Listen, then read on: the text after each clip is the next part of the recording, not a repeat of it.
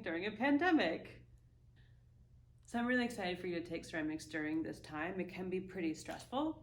So as I've told you before, I'm hoping that this class will be a stress reliever, something that you can relax during, and something that you are looking forward to working in clay, and something that you will learn that clay can be a meditative process. It can be something that you can really just chill out, especially when you're at home. I actually encourage you to put on a Netflix movie, put on a podcast, put on some music, and work with the clay and notice how soothing it can be.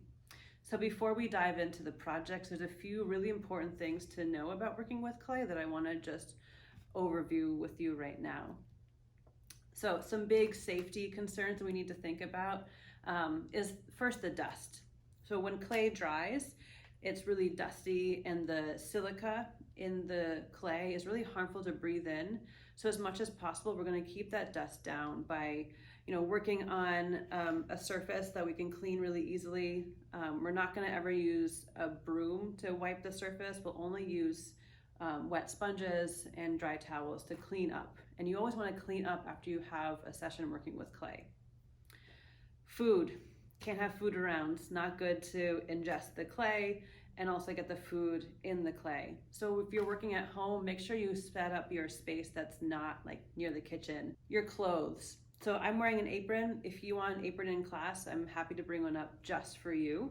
But in general, think about the clothes that you're wearing to class and if you're working at home as well. So something that you don't mind getting too dirty.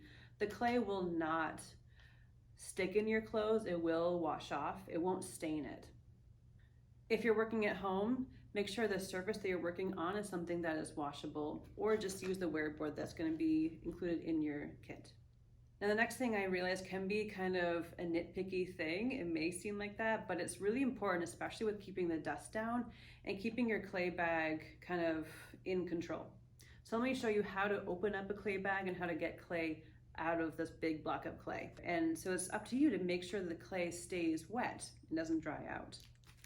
So they all have rubber bands. I'm going to take the rubber band off. To get into the clay, I'm actually going to bring this whole bag all the way down. I'm going to use my wire tool to cut into the clay, as opposed to using my hands to scrape off a piece of clay. Use your wire tool to cut into it.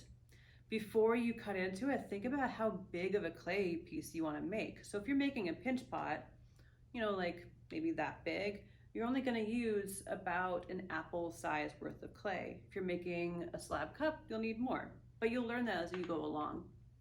Go down one way, turn it 90 degrees, and go down the other way. So let me do that. I'm going down a few inches, coming up the same way I went down, turning it 90 degrees and pushing down about the same amount. Up the same way.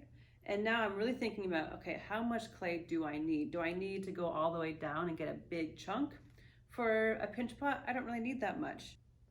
Every time I use the wire tool, a little bit of clay sticks on it, so I'm just going to take that off so there's not little bits of clay around. Go down a couple inches, again, depending on how much clay you need, and then pull straight towards your belly button. And then I'm just going to take the little bit of clay that I need. So making a pinch pot, I might not only need about like that big, depending on how big of a pinch pot you need. And the rest can just stay right in there. Every time you open a bag of clay, you need to close it immediately. Even if you think you're going to come back to the next 5 minutes, it's best to get in the habit of closing it every time you're done using it. But it's also important to keep the dust down. You don't want the dust on the outside of the clay bag. So every time you cut into a bag of clay, you're going to rinse your hand and then dry it. And then you're going to close your bag. I know, kind of nitpicky, but that way you're not tracking a lot of clay dust on the outside. And then you're going to take your rubber bands and close it up. As you might imagine, cleanup is a really big deal and very important to having a good studio habit. So the first thing that you'll do is when you're done working in clay that day, you're going to put your piece in plastic if you're not done with it. So I have this pinch pot and I'm not quite done working with it. It's still plastic, but I want it to stay plastic, so it's really malleable. So in that case, I'm actually going to cover it in plastic and then put it in my plastic bin. So 2 layers of plastic that way. I've got plastic, I'm going to cover it completely so no air touches it. and I'll put it in my container and it'll stay plastic the next day I come to it. But say I have this plastic bowl that I made today and I want it to get to leather hard the next day so I can start carving it. Instead of putting the plastic on, I can keep it just like that and put it right into the box and then close the box. Make sure it clicks tight. Clay recycling is a really important part of the process of working with clay. We're never gonna just throw away the clay into the trash can. This is a piece that I don't really want. It's a little bit stiff. It's not quite as plastic as when it came out of the bag. So I'm gonna recycle it. So what that means is I'm gonna break it up into little pieces. And then each of these pieces, I'm gonna dunk in my water and then put it back in my bag and close it up. The next time I come to that piece of clay, it's gonna be back to plastic and soft. So you're in charge of recycling your own clay. This bucket of water is gonna be how you rinse all of your tools off before you put it away. You'll dunk your tool in your bucket of water, use your small sponge, scrub it off, dry it on your towel, and put it away. That's it. So what's in your toolbox? Let's check it out. Everyone will be getting a surface to work on. So especially at home, I recommend always putting down this piece of drywall. That will keep any surface pretty much clean. To be extra safe at home, you can even put down a piece of plastic or a piece of newspaper and then put this on top.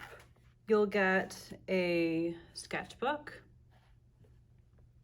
From time to time, we'll be doing some meditative, relaxing exercises, and I'll invite you to use your acupressure ring. This is something that potentially can help you relieve some stress. You simply put it on a finger and you roll it up and down. You will get a wire tool, small loop tool, and a big loop tool. Something to know about clay and ceramics is that many tools often have different names for the same thing. So these are also called trimming tools, a small trimming tool and a big trimming tool.